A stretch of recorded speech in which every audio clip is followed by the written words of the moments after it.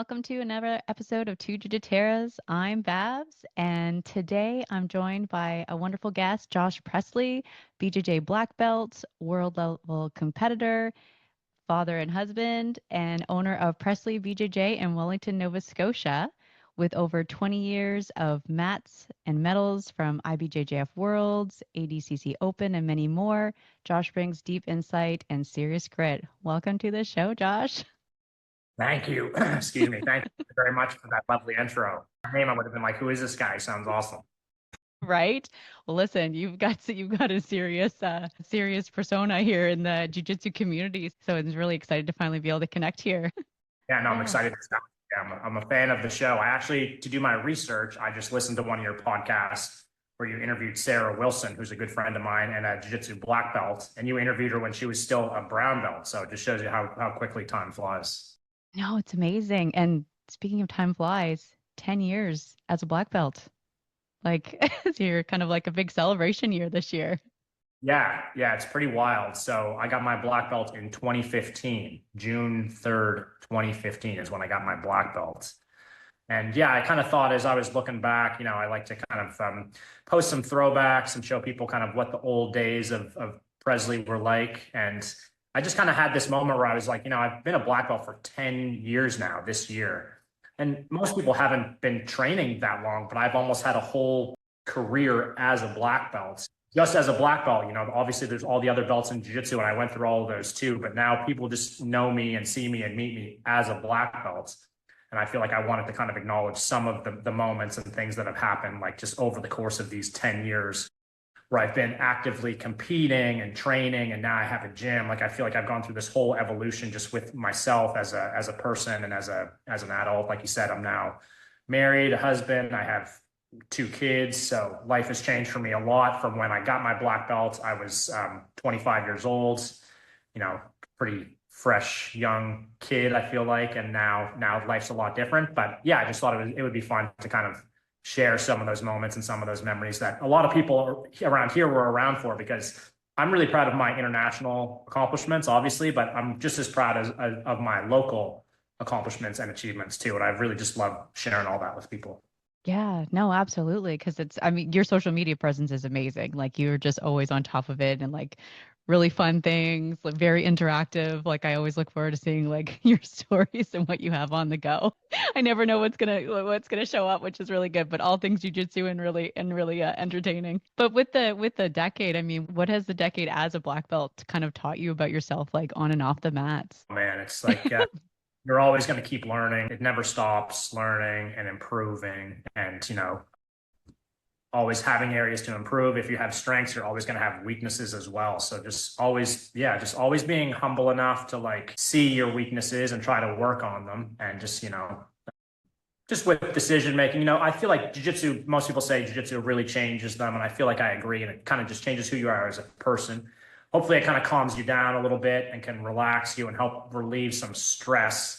And I feel like all this kind of should hopefully lead to better decision-making and better choices in your life. That's why I feel like a lot of people, they train, they get healthier, they lose weight, they get a little bit more flexible, they develop a competitive edge. A lot of people I hear in my gym kind of describe these things to me. And I'm really proud as a gym owner to share some of these experiences and to have people train under me and work hard and earn medals and earn belts. And yeah, it's becoming a gym owner is more of a new thing to me as a black belt. Like now I think I'm in my 3rd year as being a gym owner of Presley BJJ. So that's kind of the latest evolution. But like I said, I had this 10-year career as a black belt. I was still competing very actively. I won some belts, won some awesome medals. And now I'm doing a lot of different things. So that's kind of how things have changed and evolved. What would you say, like within that 10 years, like you keep saying evolving and stuff, but like how do you stay motivated to keep improving, like at this level where you kind of things have changed? Yeah, I feel like really motivation's never been too much of an issue for me. I'm a pretty self-motivated person. And one thing I've always loved about jiu-jitsu is that it's really endless. There's always an escape, as Hodger Gracie would say, one of my jiu-jitsu idols. There's always a way out. There's always a move that you can do. Even when you're getting choked on the back and you're about to tap, there's still something you can try to do. Get your fingers in, turn your chin. There's something you can try to do, right? Right. Motivation. Yeah. So yeah, jiu-jitsu, it never stops. It's endless. So there's always something that you can work on. And that's something that I love in jiu-jitsu. When I started out, I didn't know anything about fighting from bottom or guard. So I started to learn how to develop a guard game, close guard, half guard. Then I wanted to kind of learn about open guard. I wanted to expand my game from there. So then I got good at those areas. Then I realized I'm not very good once I get on top. That's really a weak area for me. So I tried to work on my top game, but I had already kind of developed a good guard. I was pretty small when I started, like 150 pounds probably. I was just out of high school. So, I was kind of a small, scrawny kid. I had to learn to fight for my back and work defense. Defense always usually comes first when you're in jiu-jitsu. Then I had to learn how to be on top. Then I learned how to try to actually submit someone. Position is good, but most people like jiu-jitsu because of the submissions. Right. So, that was an area of my game that I worked on. And then by the time I was like blue belt, purple belt level, you kind of understand the main areas of jiu-jitsu and the main positions, and you can kind of focus on each one of those. And by the time I was, I'd say, a brown belt, then instructional videos started to become a lot more popular, and BJJ Fanatics. And I had all this endless amount of material from all the best instructors in the world, John Danaher and Gordon Ryan and Gary Tone, all these people that I watched countless hours of video of, showing all their best moves, all their best techniques. They put it all out there online. So I'm never going to run out of material. I'm never going to run out of ideas, and I'll never stop. So I'm a little bit obsessed. Awesome. And I guess as aging, like, do you have to adapt anything? Because I know, like, I'm in my 40s and I've started late in life. So seeing like you being really young when you started to like how you are now. Yeah, that's that's an interesting question too. So I started when I was 17 years old. I started in 2007. I'm 35 years old now. So I've been doing this for a long time. And yeah, I think it's a conversation I have with everyone when they're getting started, because people often ask like, well, how much should I train? It's something that I talked about with one of my students today. We were talking about a new guy that's going to start, and you got to condition your body to jiu-jitsu. Mm-hmm. If you're already athletic and you're used to contact sports, maybe you're playing football or rugby or whatever, you're a young, fit person, you could transition into jiu-jitsu right away. But if you don't have much of an athletic background, you don't want to demand too much of yourself early on. Don't be like, I'm going to go 4 times a week, because you're not going to go 4 times a week. You might go 4 times the first week, and then you're going to be like, man, this sport kills me. It's not for me. But if you just kind of wean yourself onto it, when I started, it was twice a week. They only had 2 beginner classes in the week. So I was going the maximum amount of time that I could, but that was still only 2 hours a week. And I started when I was young, and I remember being sore than I'd ever been doing any other sport or any activity. So I couldn't imagine like getting started now. So I tell people, once or twice a week when you're starting out is good. If you want to continue to progress, you at least got to come twice a week, right? Once a week is okay, but that's doing like 1 push-up a week. Like, what good is it really going to do? You have to consistently put in the time and put in the reps. So I'd say like 2 as a bare minimum. 3, you're going to progress and you're actually going to get good at jiu-jitsu. And I feel like I see around like a 3-month mark with people that consistently come 2 or 3 times a week. They actually, start to get it a little bit. And I can see a big change in people that go from like not knowing anything on the mats to like, okay, this person's come for a few months, and now you can start to see it, and they're starting to develop some skills. So that's what I really enjoy now, teaching people and seeing people become good at jiu-jitsu and understand it and pick it up in the same way that I did. So something that I really enjoy about being a coach. Yeah, that's great. One question, kind of weird one, but like as new people are coming in and as you have your regular people in your club, what do you find is the biggest, like, do you have a lot that struggle to get into classes? And if there is a struggle, like inconsistency with training, like what kind of gets in the way? And if it's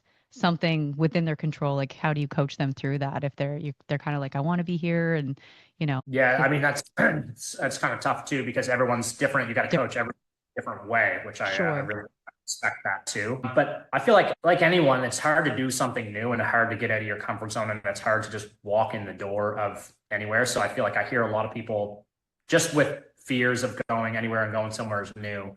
I think that's the biggest struggle that people have. So I think that's the biggest struggle that people have just getting started with jiu-jitsu. They're just scared to start. I remember being quite nervous too when I started, and I think it was around a year before I actually like got the nerve to start out in jiu-jitsu. I remember, I was watching UFC when I was younger, and I was like, okay, I want to try to get into a martial art and I want to try to do something. I was doing all kinds of research and looking on Google and back then in the yellow pages, the phone book, Goodness.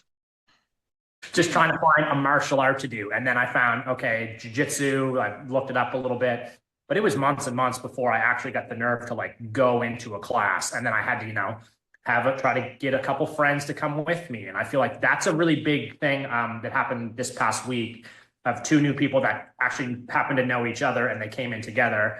And everyone can relate to that. Trying something new is so much easier if you have a friend that's also trying it at the same time, right?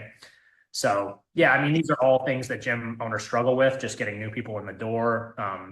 And then I feel like you have to kind of motivate each person differently. You have to know your students, obviously, and talk to them and connect with them. And some people you can push a little bit more than others. Other people, they want to try to get on the mats. Maybe they have really busy family life. They try to get it when they can. And other people, maybe you just feel like they need a little bit more of a push and just a little bit more motivation from their coach to train, right? So I have no problem doing that. It's a little bit tricky sometimes because you have to know when to push and when not to push and when to give people space. But I do try to be a good coach in that sense. I try to get to know everyone, and I want everyone to be on the mats as much as they can be, and I want everyone to try to benefit from jiu-jitsu as much as I did. So yeah, it's just something that you always gotta kind of fight with. Yeah, no, I appreciate that because I know it's not unique. It's across the board. Like life gets in the way, whether you have young kids or you have other obligations or just like pure anxiety sometimes. Like I know for me, sometimes it's literally just anxiety that keeps me from going to class. And I've been doing it for a couple of years now. So A smaller gym too. My gym is out of my house, out of my garage. People should know that if they don't know.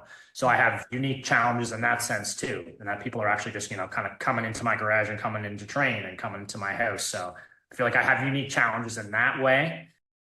But one thing that I started with in jiu-jitsu and that I feel like I will continue to have is like a good reputation. And like when you're younger and your grandparents or your parents just keep telling you something and you're just like, okay, I get it, just stop. yeah. One thing my grandparents always used to tell me is they used to say, like, you got to have a good reputation. You got to have a good reputation. I remember being young, like, I didn't really know what they meant or like, why do you keep talking about this? But now I kind of get it. Like it is really important to have a good reputation in jiu-jitsu. And I feel like I'm lucky enough that I've put a lot of work in and I've become quite skilled in becoming a competitor and becoming a coach. And yeah, people obviously know that. So I'm privileged in the sense that people want to come and learn from me and come to Wellington, because I looked up the numbers today actually, and I don't know if this is 100% accurate, but it says that there's only 2,000 people that live in Wellington. Possibly a few more, but it's like a small, very small community. There's maybe 500,000 people that live in Halifax. Wellington is probably like 25 kilometers from Halifax. So I'm a little bit outside of the main city. But, you follow my stories, you follow my Instagram. I often have a lot of people training at my gym. And I pride myself on being a good coach and people having fun in my classes. So, I really enjoy it. I think in life, you should kind of try to get a job that you don't want to retire from and you really enjoy. And I think I've found it as a jiu-jitsu coach and gym owner. Yeah. Oh, I think that's awesome. And yeah, I do see the pop-ins all the time, people traveling through and coming in to get some sessions in with you at your club, which is really cool. So I love seeing all that collaboration because that just really enforces like the supportive jiu-jitsu community, which I think is fantastic. And that's kind of what got me into it, even though Christopher was like, come on, do it for like 10 years. I'm like, no. But starting Rogue and just seeing like all the groups, people like yourself coming in and just the camaraderie and everything was like, okay, this is actually a pretty good group of people. 100%. Yeah. So I guess the transition, as you were saying, like doing something that you love, like how did that evolve for you going from, working to this is going to be my career. This is going to be what I do. Yeah, I guess it's kind of an interesting story. So, I mean, I was a black belt in 2015. I got married, I had kids, and I feel like, having kids definitely changes your life a lot. Hmm. Went through COVID, the gym that I was teaching at was shut down for quite a long period of time through COVID. Yeah, we had just bought a house. A lot of things in my life were changing, and I just felt like I wanted to try to kind of do something for myself. People were really loving my classes that I was teaching. So yeah, I started out kind of just with more privates and smaller classes. It evolved into me opening and running my own gym, and for a long time it was just kind of more of a part-time thing. And then I had another kid and had my daughter, and while I was on a paternity leave with her, I was off work for 6 weeks, and it was a classic 9 to 5 job that I did not like. A lot of people have to work those jobs, but I went back, and after like a day or two, I just thought, I really have to quit this job. I can't do this anymore. I want to spend some more time with my kids, spend some more time with my family. I know I'm a good jiu-jitsu coach. I just have to tweak things a little bit and maybe offer a few more classes and maybe teach some kids classes. And I feel like when I kind of put my heart and passion into something, it usually goes pretty well. So it was definitely a little bit of a scary transition, leaving a lot of my comfort zone and just a lot of previous teammates and whatnot. But I just kind of felt like I had to do what I believed in and what was right for me and for my family. So yeah, I just went for it, and I quit my job, my shitty job, and I'm happy that I did that, and I would never go back. It's not easy, obviously. There's struggles in being a gym owner, as everybody knows. It's hard to get people in, it's hard to get people through the door, it's hard to get people to continue training. But there's struggles everywhere in life. So, Yeah. I feel like I can use the strengths and knowledge that I have to be a good gym owner and to continue to evolve myself and my team. I enjoy taking the team to other gyms occasionally. You've seen I'm getting into judo now. I've really enjoyed Yes. that. Taking my team to learn some judo. They've enjoyed it. I just like evolving and learning, and I'm never going to stop doing that. So I feel like it was just kind of a natural progression, but it's a scary process for sure for anyone that's going through it or thinking of doing it. I would say definitely go for it, but know that you're going to have to work hard at this, and it's 24/7 work nonstop. So you really want to be committed, and you really have to love jujitsu. Like I love this. I'm doing it all day, every day, consuming jujitsu, either watching podcasts or interviews or watching rolls, watching my students' rolls, watching the best people in the world roll, listening to how they run their classes, watching what they do. It's just something that you have to really, really be into. Otherwise, just keep training and just enjoy jujitsu. But the gym owner life is probably not for everyone, but I feel like it's something that I can continue to involve myself and involve my students, and people that train with me are going to really enjoy training with me, and they're going to get really good at jujitsu. So I feel like that's something that I can offer. No, I think that's amazing. And it's very brave because I'm sure there are so many people on the sidelines that would like to change careers and, go with their passion and that don't, right? So it's amazing that you took the leap of faith and, dove into it and you have quite a pretty successful club, great group of people and doing really well, it looks like. So I think that's awesome. Yeah, no, it's a lot of fun. I love it. So I love my team, and yeah, I wouldn't have it any other way. So I guess getting into like what kinds of things do you see expanding with your club? Like I know you're pretty um like got a quite a lot of accolades for your competition years and like you're still competing and so like what does that look like within your club and then yeah. Yeah, I am still competing. I would call myself still an active competitor. I don't compete every weekend anymore. And that's a little bit of a balancing act too, I guess. I want to be a good, effective coach, but if I want to focus and be a competitor, I need to be more selfish and need to take more rounds for myself and roll with like some of the better people and focus more on what I need for competition. So Hmm.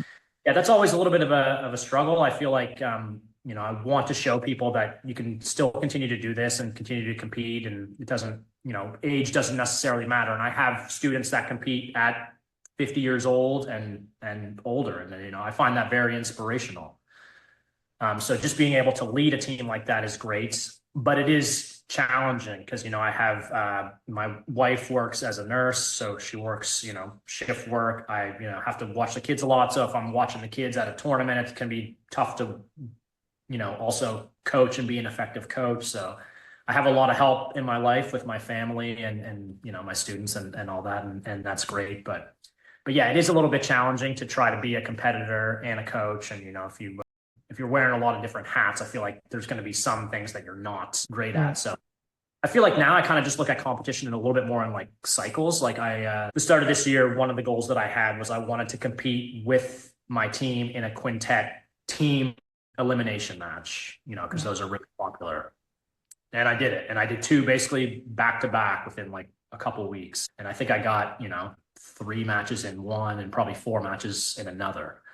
So that's a good amount of matches, even for, for someone for the whole year, 7 matches would probably be a good amount. And then I did 4 matches at the judo competition, which was a few months later. So then that was something that I wasn't super planning. It was just probably just like came up like probably a month or so before after I had done a judo class with the team. Right now, I'm not as focused on competition, but I'm someone that I'm always like in shape and ready to go. So if something interesting came along, I would be up for it. But then I feel like I kind of need to kind of focus my training a little bit more towards myself. So yeah, I'd say that is something that's a little bit of a struggle for me. And I feel like I have more to give as a competitor, but I know I have so many responsibilities and people that need me and my family and my students that I want to be a good coach for them as well. So yeah, that definitely is a bit of a struggle. Okay, that's fair. With regard to the competition mindset, like in a perfect situation where you can focus on you just as advice for other people, like what does that look like for you when you're ramping up for something like IBJJF World or ADCC Open? Like what does your routine look like if you were getting ready for that? It would depend on like what time frame we're kind of looking at. Like I would say, when I decide I'm going to do a competition like this, like, a serious competition, worlds, Pan, whatever it is, say I decide 3 or 4 months out, or maybe before, I would want to tailor my training as close to the rule set and the time length and all that as that you're going to be competing under. So if the competition is 7-minute rounds, most of your training should be spent doing 7-minute rounds, right? You want to train the rule set, really important. You want to train the rule set of the competition. If the competition isn't going to allow heel hooks, don't waste 3 months training and tapping your partners out with heel hooks because you're not going to be able to do that in the competition. So that's kind of wasted time. Right. So I feel like, you want to really understand the rules, know what's legal and what's not legal, know how you can win, and you want to be practicing that. So you want to be training the rule set, training the proper length of time. And you got to be doing something off the mat to kind of push yourself, like strength wise, cardio wise, right? Like I'm someone, I still lift weights a couple times a week. I feel like I get my cardio on the mat, and that's something closer to the tournament that you want to be pushing yourself a little bit harder. No one is in top cardio shape all the time. That's something that you have to like work to achieve, and you have it for like a brief time, and then you're going to be at like your regular base, whatever that is, right? Okay. So I'd say a lot of people, especially beginners, like they really, really struggle with the cardio. And, I don't know if people just think like they're going to go in and naturally have it, but that's a skill that you really have to work on your breathing and relaxing and knowing when to relax and knowing when you have to fight and when to go. And yeah, you want to up the intensity of your training, for a couple of weeks. 2 weeks is probably appropriate for me if I'm doing intense training because I'm having so many classes and I'm a little bit older now. I do really enjoy hard rolls and hard training, but if I'm getting ready for a tournament, I usually teach 2 classes a day. So I'd probably be rolling hard in one of the classes, and then one of the classes I take it a little bit easier and try to do lighter rolls or roll with someone that I know it's not going to be a real struggle or a real fight. You got to pick your partners wisely, as we know in jiu-jitsu. So yeah, and then competition mindset wise, I feel like the more that you train and the harder that you work for this goal of competing in this tournament, the more confidence that it should give you towards the competition. You should feel like I worked hard, I trained for this, like I really worked my technique, I understand how to win. These are all things that you should probably try to do as a competitor. I feel like going in confident is really, really important. I try to give my students confidence as they're going into the match, try to, kind of pump them up. I feel like that's important. I've never seen someone go into a match not being confident and win and have a lot of success. I feel like the people that look confident and they go in and they're focused, those people usually do pretty well. So always keeping focused in the match too. That's a point that came up recently in something that I was reading about judo. An Olympic champion gave a couple tips, and he was saying you always want to remain focused during the match. And it's easy to get distracted. You look at your coach or you look at the timer, like a lot can happen in a couple seconds. So you want to be laser focused on your opponent and on this match. A lot of people lose focus too. Oh, we're about to go out of bounds. I'm going to be a nice guy and stop. And then boom, you're getting double legged and taken down. And the other person's fighting while you're trying to stop and you're like acting like it's training. So I always kind of tell my students that to stay focused. Don't stop until the referee says stop. Another point that was mentioned in this by an Olympic champion was never show any negative emotion or negative body language, even in a bad situation, which I kind of thought that was interesting too.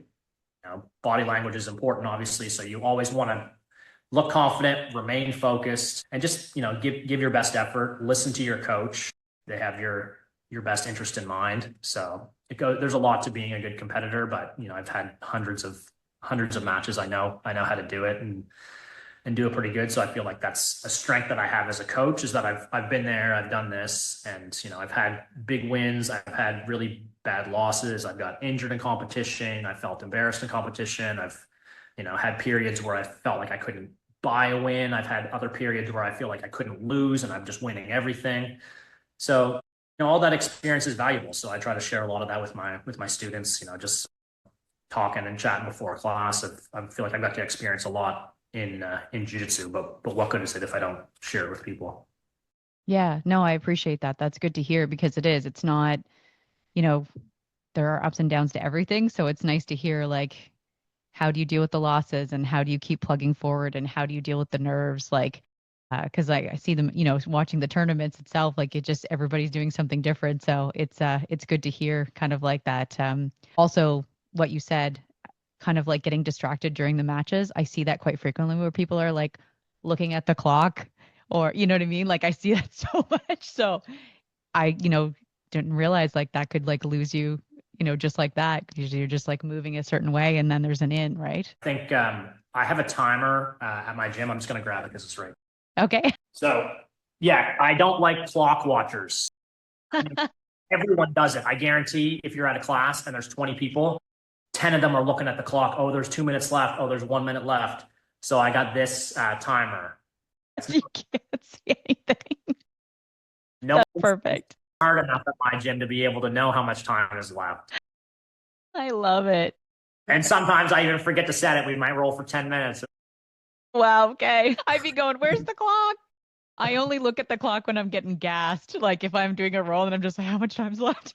Yeah, exactly. So I feel like, yeah, that's something just like you. I mean, you're at every tournament. So that's something I notice so much. And people will look at the clock, then they'll look at it again 5 seconds later. It's like, how much time do you think has passed? Like it's not done yet. So yeah, that's something that I was thinking about. And I was like, you know what? I don't want a bunch of clock watchers at my gym. I'm finding a timer where we can't just stare at it and see how much time is left. They're going to have to fight. That's good. I like that one. I might have to tell my coach Mike that one. Be like, for me, so I'm not looking at it. That's hilarious. Well, that's awesome. I'm just trying to think about, I suppose, going back into like, we've already covered like the owning and running a gym and talking about the competitions. And how about like where you saw jujitsu in the community versus now? Like what, because you've been doing 20 plus years, like that's a long time. So like, what have you noticed over the past 20 years? Well, I mean, it's grown so much. Like one of my students, Mike Desagne, he runs a web page and a Instagram page, Coastline BJJ Collective. You should look up that page and that website because he has every club listed in Nova Scotia, New Brunswick, PEI. It's quite impressive, and he put a lot of work into it. And there's a lot of clubs. I at one point did a blog post myself about all the jiu-jitsu clubs in Nova Scotia, and I want to say it was close to 50 jiu-jitsu clubs. Like that's a lot for Nova Okay. Scotia. When it started in 2007, there might have been four clubs in Nova Scotia, right? There was Titans, there was Fit Plus, there was Abaya, there was Bushido Kai. I'm pretty sure that was it. I'm sorry if I'm forgetting anyone, but if there was any other clubs, they were very small and they were not around for very long. These were the clubs that kind of maintained for a little bit over time. Hmm. I mean, some of them are lucky to still be around. And there was a lot less people doing it. It was a lot more of a niche sport.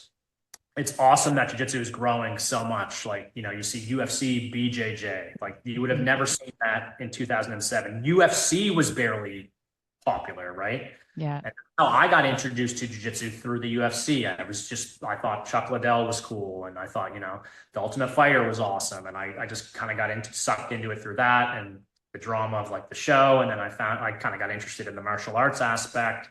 And then I kind of found jiu-jitsu. But yeah, it was a lot different back then. I trained, went to go train at a gym. It was in a dark, dingy basement. There wasn't many people in the classes. It had a reputation, jiu-jitsu and in general, of just kind of being a rough sport, I guess. Like if you were doing it, you wanted to be a fighter.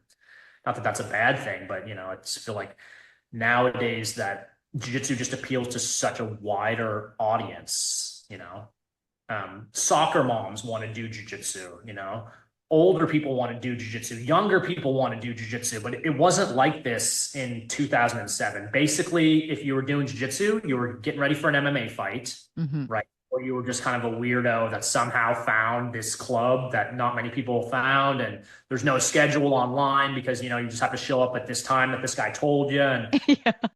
it just had a lot different feel. Like gyms are so much more welcoming now, and it's a lot less of a fight club feel. I feel like some people might miss that aspect of it, but you know, in some ways it was unique, but it's just evolved so much. And I'd say that's obviously the main thing is that there's so many more clubs offering so many more classes. A lot of jiu-jitsu clubs, when I started, they had classes just a couple nights a week. There was no morning classes. There was no afternoon classes.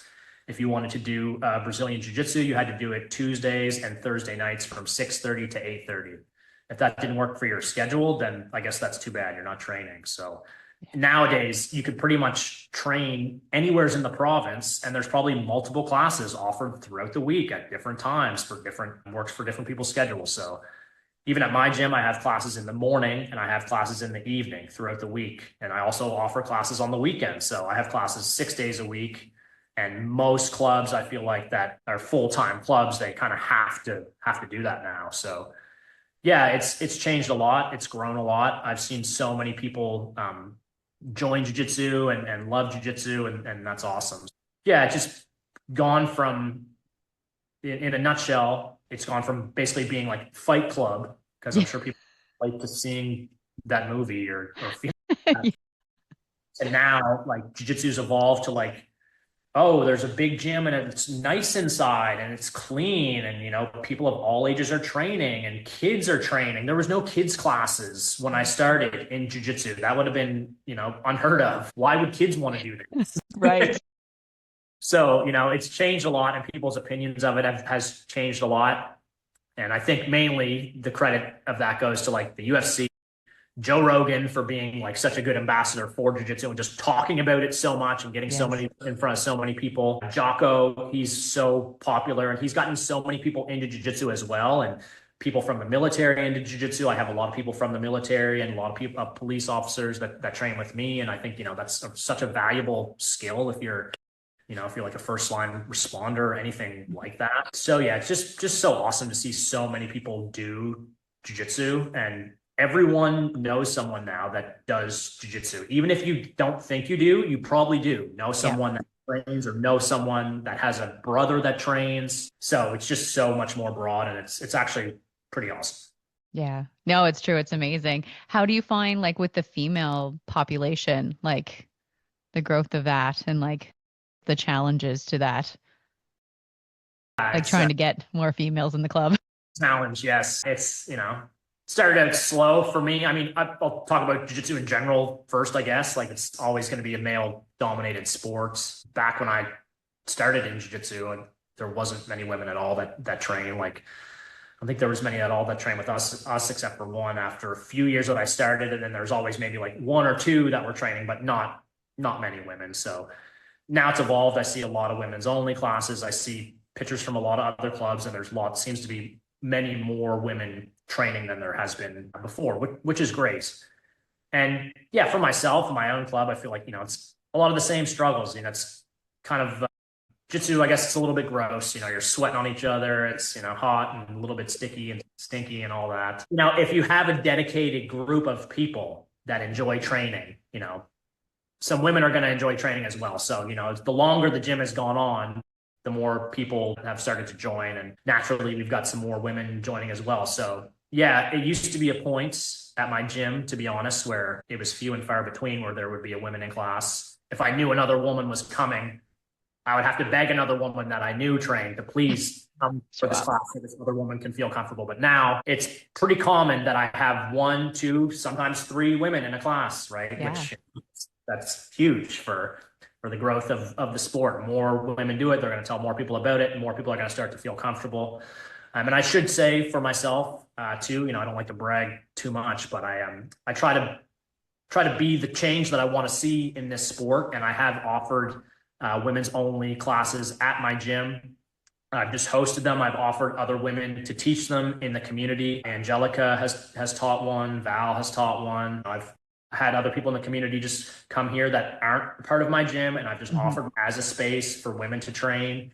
Come, you don't have to train here. You don't have to pay. You don't have to be a member. Just come and train jiu-jitsu for an hour, because I've seen it as a gym owner. Women are going to be a little bit more comfortable just training with other women. If it's just one woman in a class and it's a bunch of dudes, it just, I respect people for doing it, but I just feel like I'd like to give people the opportunity to just have the chance to just train with other women. I feel like I've heard a lot of women say that they want more to train with more women. They want that opportunity. So yeah, it's something that I've offered, and I was kind of overwhelmed by the first one that I did. I had like over 30 women in here for the first women's only open mat. That's amazing. And it was also in partnership with Byrony House. Hope I'm saying that right, but Byrony House is a women's shelter in Dartmouth.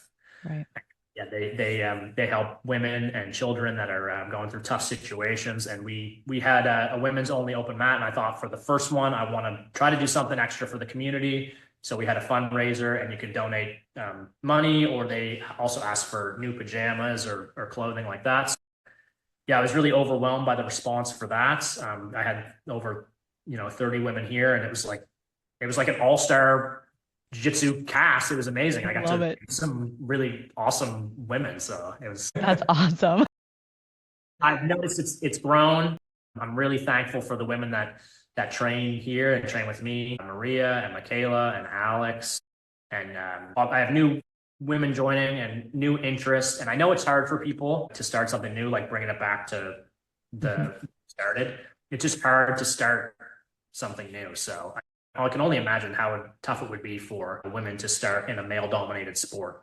Just even picture as a man listening to this, if you were trying to start in something that was only women did, it would just kind of be a little bit tough in some ways to get started. So try to put yourself in your shoes a little bit, I guess. So I have offered women's only open mats, and it will be something that I continue to do in the future. So if you're listening to this and you know someone that you think would be good at hosting a class, or you're interested yourself in running a women's only class, I would totally be open to that. So just send me a message. I'm always open to chat.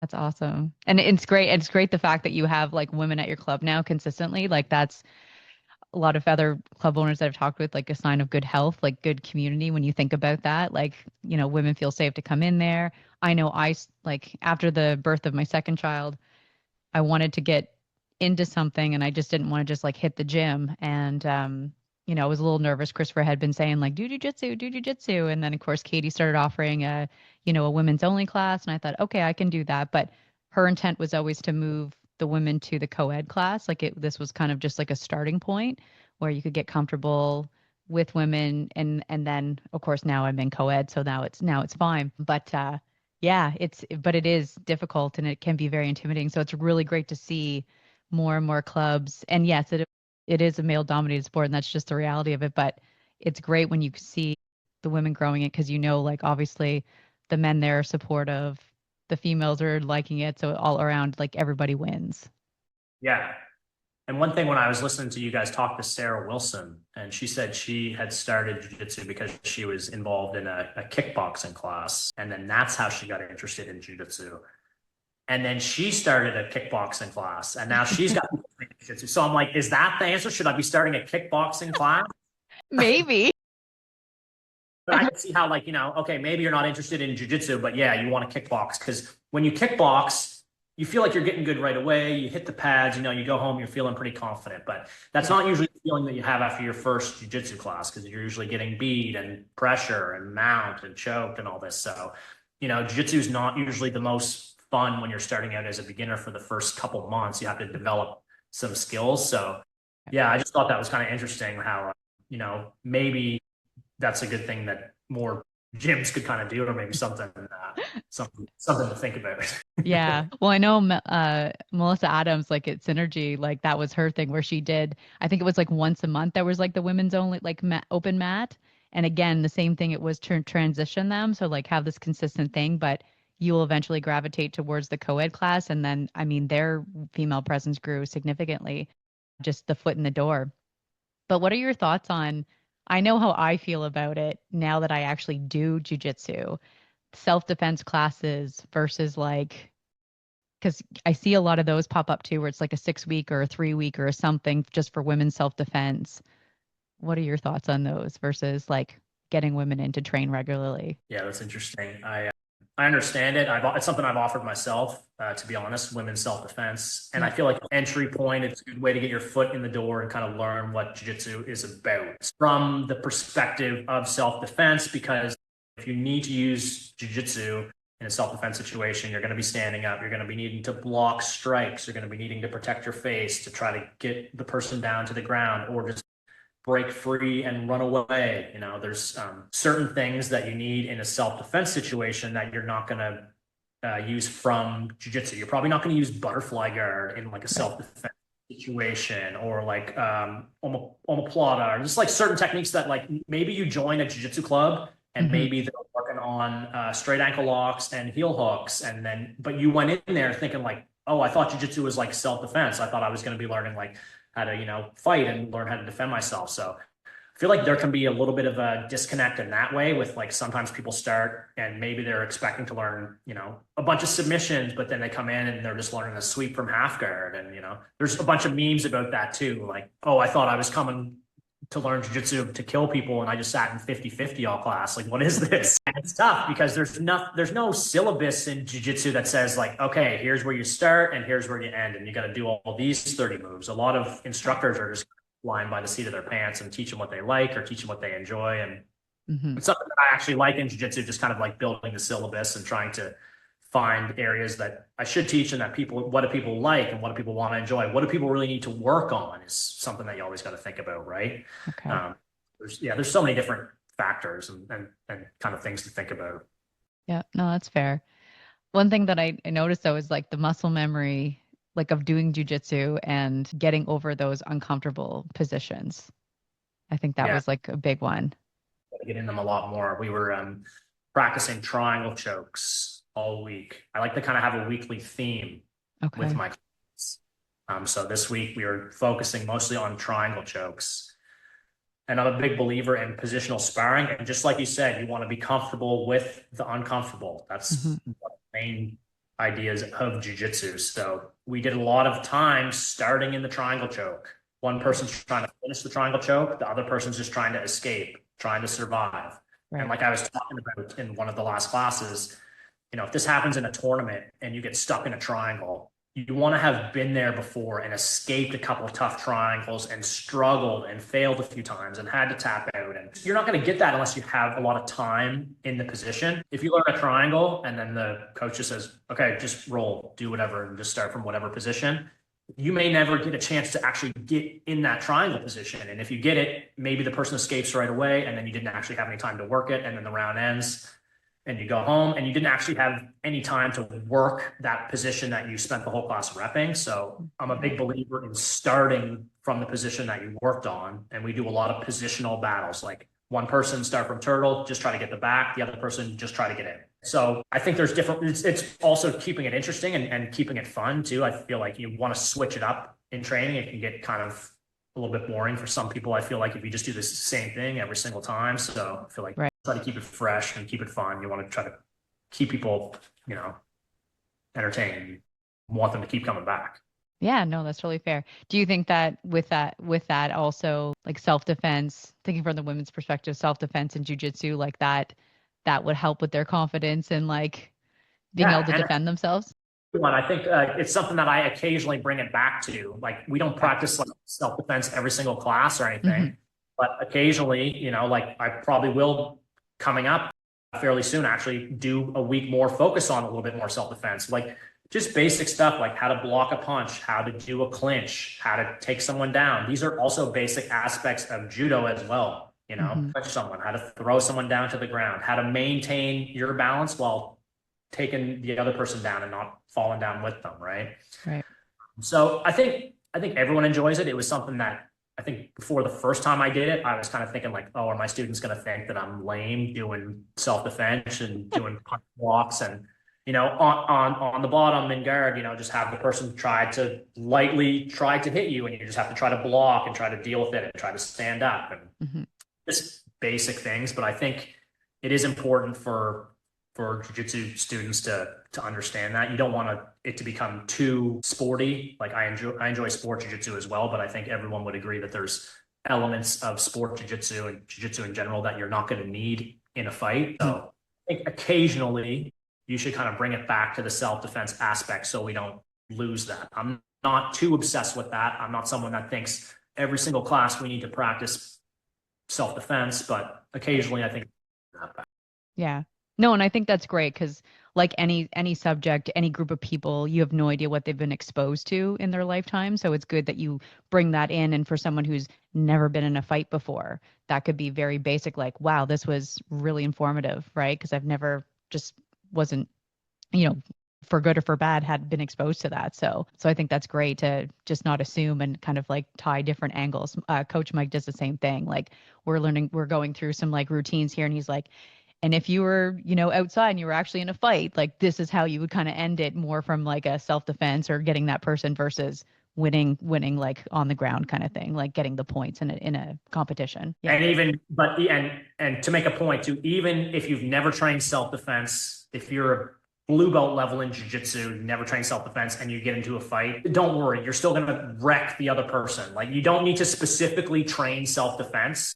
The whole thing with jiu-jitsu is you're training under stress and under pressure against a resisting person. Okay. This person, you don't want me to submit you, but I'm still going to, and you're going to try to submit me. Right. So like that's whole the fight with jiu-jitsu and like getting comfortable with that. But if you get in a fight with someone on the street, odds are that this person has never trained anything. They're not able to control their adrenaline. They're not able to control their emotions. They're just going to panic and freak out and use spazzy strength for 10 seconds before they gas out. And, I feel like that's the hidden power of jiu-jitsu is that you're controlling yourself. You're controlling your emotions. You're not going to be freaking out. You're going to be controlled while this person panics. And then you're going to quickly have control of the situation. You don't need to practice a bunch of specific self-defense techniques necessarily. Right. But if you're just training and you have a good coach, like you're going to be fine. Yeah. Thank you. I wanted to go back to you're talking about throws and your intro to like competitions in judo, because this is like the next kind of like step for you. I was reading your hot off the press about kind of like your experience in the judo, which was really cool. It's something that I'm scared of, but I'm like also when I'm standing, I'm like just such an awkward llama. So which I'm sure many people are, because you're like, how am I going to get this person to the ground, right? Pull guard. So tell us a little bit about that for your journey into judo. Yeah, it's been a lot of fun. I guess it would have started probably like in April this year, a few months ago. I took my students to Numa Judo in Bears Lake. Would highly recommend Numa Judo. There's a great there. I mean, that's step one in any martial art.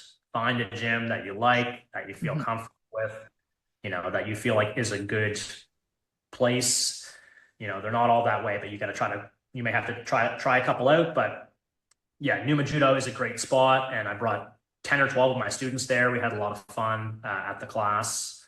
And yeah, it's just, I'm a curious person. I really enjoy martial arts. I love jiu-jitsu and I like judo too. It's always something I've kind of dabbled in a little bit. Got a couple judo books. I've watched a lot of judo videos. I've got to train with some judo black belts over the years and had some great experience with them, kind of trading some jiu-jitsu for judo lessons. But actually, I would never actually train in a proper judo class. So that was the first time I'd ever done a judo class. So that was kind of a unique experience, and I enjoyed it a lot. And I thought, in jiu-jitsu, just like you said, most people do not have strong takedowns. They have no clue what to do when they're standing up. So they just sit down and pull guard, right? That was me for when I got my black belt, I was not confident in any takedowns. Like I could have shown you what a single leg and a double leg was, but I pulled guard every single match, right? So I think it's something that if I can train my students to be good in judo, they don't need to be judo black belts, but if they have basic judo, a couple basic moves, you're going to be so much further ahead if you can do those confidently against another person versus someone that they've never really practiced many takedowns. They're not really sure what to do. And it's like, you just have so much more of an advantage. It's like the leg lock, leg locks in jiu-jitsu. If leg locks and the other person doesn't, you're going to get them so many more times than if you guys both have an equal amount of knowledge. So I like taking advantage of people's weaknesses. Part of the course, right? That sounds, and I feel like most people are very weak in jiu-jitsu and takedown. So yeah, just something that I enjoyed. So I went to another couple of judo classes solo, and I actually got my yellow belt in judo. Congratulations. So I never thought I was going to get promoted again after I got my black belt, and that was kind of cool and unique. So yeah, I had a lot of fun training judo. I did a couple more classes. Jason Scott, who owns Numa Judo, he's an excellent black belt. He actually kind of encouraged me to try a judo competition, the Numa Cup. And yeah, I'm someone that if I'm going to do something, I definitely go all in. So, I thought about it for a little while and I thought, why not? I feel like it would be very motivating for my students to see me go out and do a judo competition. I've never done one before. This is something totally new for me. I'm a black belt in jiu-jitsu, but I feel like I'm humble enough and I'm just willing to learn and I tell my students all the time, one competition is like 20 classes. Like it's so valuable to get that competition experience. Everyone is trying to win in a competition. There's no, okay, no, maybe he wasn't really trying that hard. Maybe, maybe he gave me that. Like in competition, everyone wants to win. They're trying their best stuff. So you really learn like how you can win, the fastest ways that people win if you want to pay attention to a lot of the matches. So I feel like I gained a lot of valuable experience through the judo competition. I had 4 matches. I won all 4 by ippon, which is like, the full points. I was proud of that too. I actually got to use some judo throws that I had practiced. My jiu-jitsu skills in judo, if you don't know, if you win by throwing the person flat on their back with, some strong momentum, or you pin their shoulders down for 20 seconds. So I felt if it's on the grounds, no one's pinning me down for 20 seconds. And if I'm able to talk, I know that's one of my strong areas in jiu-jitsu. I know how to make myself feel a lot heavier than I actually am and use pressure. And, I'm a black belt, so I know how to use control and how to do this. So I was definitely able to use some of those skills and that helped me win. And yeah, it was a lot of fun. I wish I would have started judo earlier. Just like I'm sure most people they wish they've started earlier as well. Definitely something I'm going to continue to do as much as I can. Mm-hmm. And I enjoy exposing my students to that as well. And I know they also enjoy it. So yeah, it's been kind of a fun little side quest doing judo and learning about it and learning about different aspects of judo. And there's so much kind of cool history to judo. And it goes back to before the 1900s, and 1888 or something. It's quite a long time and there's a lot of cool history and I enjoy reading about that and learning about that. And yeah, it's just been a lot of fun doing judo. I think it's amazing because You think about you've been a black belt for 10 years, you've opened up your own gym, you're like growing community and you're showing them that you're like, hey, I'm not like stagnant. I'm not a black belt and I am what I am. Like you're still pushing yourself into others and like starting from the beginning into something else and showing them like, hey, like there's a struggle and like the new journey and just to keep on learning, which I think living and breathing that really again adds to your reputation and respect for what you do. So Yeah, thanks. No, it was humbling experience in a lot of ways, but it was also kind of fun being an undercover black belt. And then one kind of quick story that I'll share with you is that yeah. I went in the first time I had my jiu-jitsu black belt on. I took all my students in, that was fine. I even had some people comment online to me in my stories, oh, you should be wearing a judo white belt, as if I was not humble enough to wear one. But, I was just going with my students, it was Right. fine. But when I went back and I said, I'm kind of committing myself to learning judo now, obviously, I put the white belt on because I'm a Mhm. beginner at this.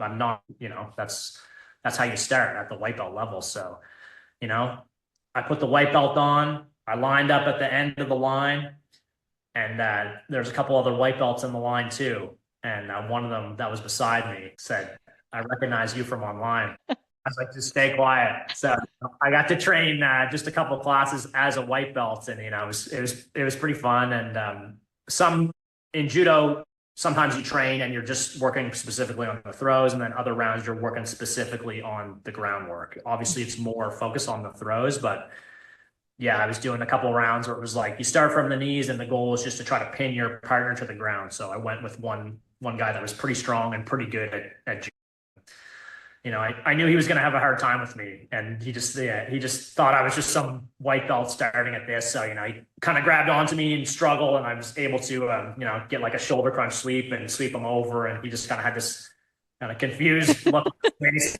I just latched onto him and held him down, and didn't say nothing. I was just like, okay. And then he's like, oh, what's this? And then I did the same thing again, and he's like, did you like train jiu-jitsu before or something? And I was like, yeah, a couple times. Real undercover work.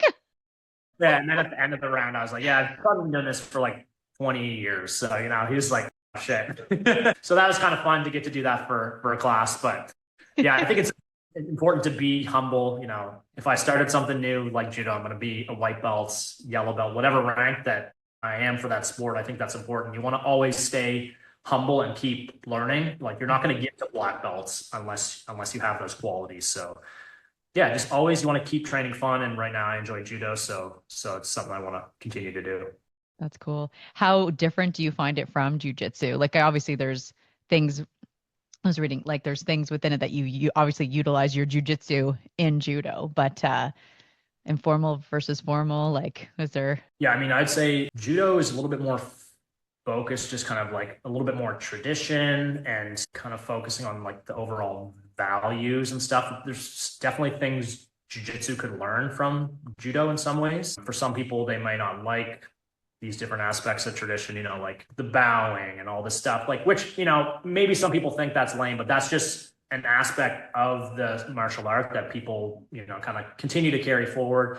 And it's just kind of like that do as the Romans do, if you're in the judo class and you line up, everyone lines up, you're going to line up too. So I think judo, in some ways, it kind of feels a little bit more traditional martial arts. I run things a lot more informal for my classes. I Right. feel like I tailor to a crew that kind of likes that. I have a lot of working people. People have families. People have jobs. People have busy lives. So people can kind of come and go as they please here. Not that you can't do that in judo, but I just feel like jiu-jitsu is feels a little bit more laid back in that regard.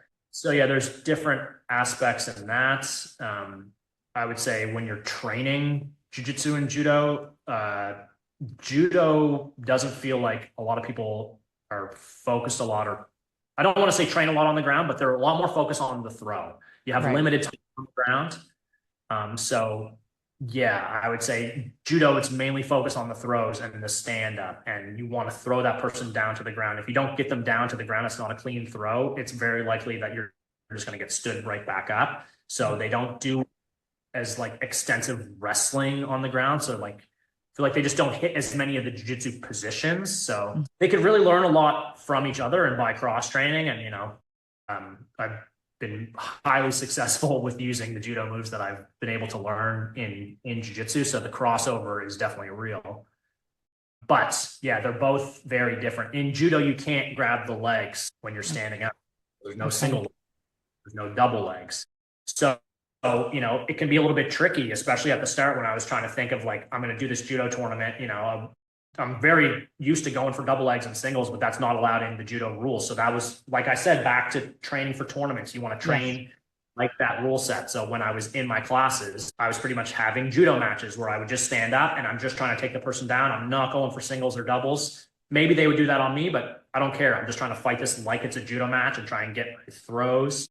And if that didn't work, I would let the person stand back up. Like, I wasn't even telling people this. I was just trying to actively train, like I was doing the tournament. So yeah, they're quite different in how people train them and the areas that they spend the most time, but they're quite similar in a lot of ways too. The techniques from jiu-jitsu are in judo. It's evolved a lot, especially the no gi, and that's probably the biggest difference, is that judo obviously doesn't have no gi to it, right?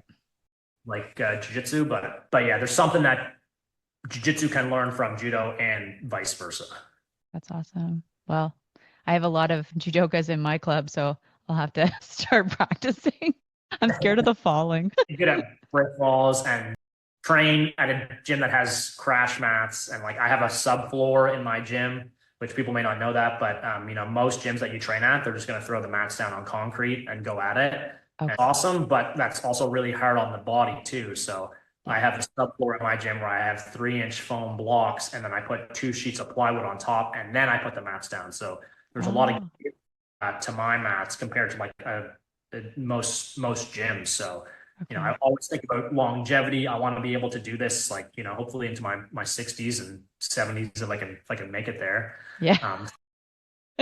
I want to train a long time, and I feel like you want to invest in yourself and obviously invest in your gym if you're going to take those steps. So yeah, if you're training judo, make sure you're doing it at a good club and it's with good partners that have a good amount of training safety knowledge. Yeah, that's fair. Yeah, because I've been injured from my own inability to, like, as you're learning how to break fall and do stuff, like I've probably sprained so many toes and fingers because I just didn't land properly. Actually, the day I got my blue belt, I sprained my middle finger terribly because I got swept and it went the wrong way when I landed. I was like, oh, come on. Like, I should know this by now. Something, right? Right. Oh, that's awesome. Well, thank you so much for today. I really appreciate you giving us the time to be here and talk about your journey. I think I'll have to get there. Chris and I'll have to come up and visit and get some roles in there. But I think what you're doing is amazing, and looking forward to seeing this grow. Yeah, no, I appreciate it. You're always welcome here, Chris as well. Anyone that's listening to this, I'd love to train with you at my gym, Presley BJJ in Wellington. I'm very close to the airport. I'm only about 20 minutes outside of Halifax. Yeah, and we love having drop-ins. We just love jiu-jitsu. We're passionate about it. We're just, a group here that likes to have fun, and we just enjoy jiu-jitsu. So yeah, I'd love for people to come and physically train with me. If you can't train with me, just kind of follow along with the gym. I always love sharing kind of what's happening in the gym and funny little stories. And, even just today, Bernardo Faria mentioned my gym, one of my students, in his YouTube show, and it was how unique is that? Like, it's pretty crazy. Bernardo Faria is like a jiu-jitsu celebrity. And then to make it even better, the guy didn't even know that he didn't even watch the video. He submitted the question. I was like, bro, you didn't even know you were in the video? He said your name, he said the gym. He's like, no. And then I have a camera that records. I usually record the rolls, but you can go back and watch. It's a security camera. So yeah, I just recorded his reaction and some of the cracking jokes. And, it's just like, those are moments that are always, kind of fun. And I just thought, it's kind of cool showing people some of the inside aspects of the gym. And I feel like before I started jiu-jitsu too, I thought, just like we said, going back to Fight Club, like it was so intense and it was going to be like, you had to be so tough. But I kind of enjoy showing aspects of the gym that show that it's often light, and, we enjoy joking around and having fun. And, jiu-jitsu is not as intense as it seems. So yeah, I feel like maybe that's something that people are intimidated by. So I just kind of try to show like the lighter side of jiu-jitsu sometimes. I don't take myself super seriously. I take jiu-jitsu seriously. If I mess up, I'm one of the first people to make fun of myself, or if I lose in a tournament, I'll roast myself. I don't take myself seriously, and I don't think you should take yourself that seriously, but I take my students and my jiu-jitsu very seriously. So if you'd like to be a part of it or follow along, Presley BJJ on all social media, Facebook, Instagram, YouTube, TikTok. You can find me everywhere. So, yeah, and I'm just going to continue sharing what I know and what I enjoy about jiu-jitsu and about judo. And yeah, I love everything about it. I really appreciate you having me on your podcast. I enjoyed chatting with you, and I'm a fan of your show. So Thank you. I hope everyone else enjoyed it too. And yeah, just everyone out there, just keep training and, get after it. Thank you so much. And you've got a really cool swag here, Presley BJJ t-shirt. Yeah, these are the new. So my dad actually is a big fan of the band Slayer. He likes Slayer. I like a couple of their songs. They're a little bit intense, but yeah. So I thought the logo was really cool. And for my 10-year jiu-jitsu anniversary, I took a couple band logos that I enjoyed, or that I was inspired by, or people that enjoyed that I was inspired by, and yeah, I thought that would kind of look good as like a Presley BJJ logo. So yeah, if you're interested in any swag or any Presley BJJ merch, I'd love for you to support. I'm an entrepreneur, and all my students and all my sales and all the support that people give me. So thanks a lot. Pick one of those up. And when this goes live, at the end of the episode, I always put all the contact information, like where to find you. So get your logo and everything, and all that stuff goes up so people can get on and follow and enjoy the story, or get to your club and be a part of it. Awesome. Yeah. Well, thanks so much. I really appreciate it. I'm excited to hear this back, and I'm excited to train with you at some point in the future. Absolutely. Thank you so much. Take care. Bye.